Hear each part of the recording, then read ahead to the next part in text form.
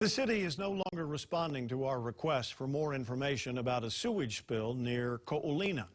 On Friday, we asked if there was a mix-up between which pump station was shut down and which one was still working, and if that mistake could have led to a bigger spill.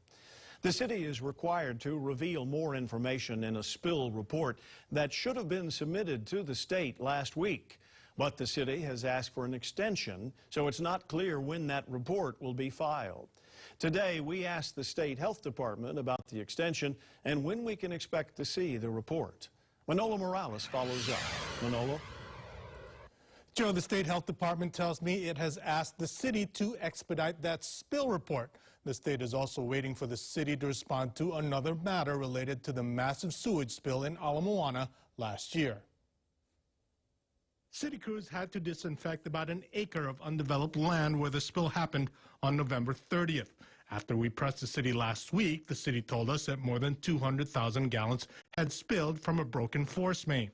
We then asked the city on Friday if city crews were mistaken about which pump station was working because the city initially sent a news release saying it was West Beach pump number 1.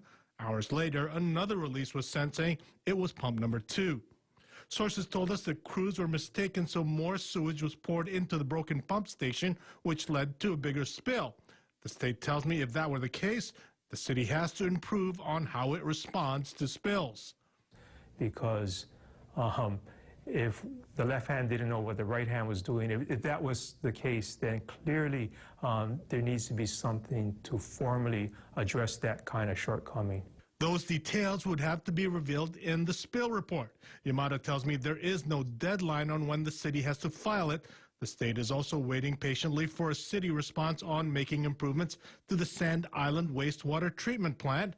After the massive spill at Ala Moana in August last year, the state issued what's known as an administrative order and consent to the city, or AOC.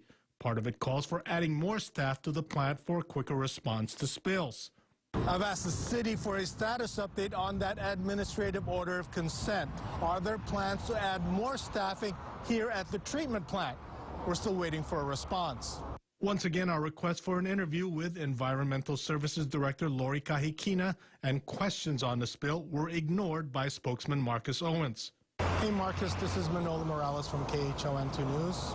The state tells me it could force the city to agree to the AOC, but that could lead to more delays with lawsuits. Rather than just going to a punitive fine, and slap on the back of the head and say, can you do better? Really, if we can make constructive improvements, I think we'll all be beneficiaries of that. Always Investigating asked about the AOC last week, and the city said it was still being reviewed by Corporation Counsel. With regard to the spill report, the state says it is not unusual for the city to ask for an extension. As for the reason, the state says the city is not required to give one. Manolo Morales, KHON2 News.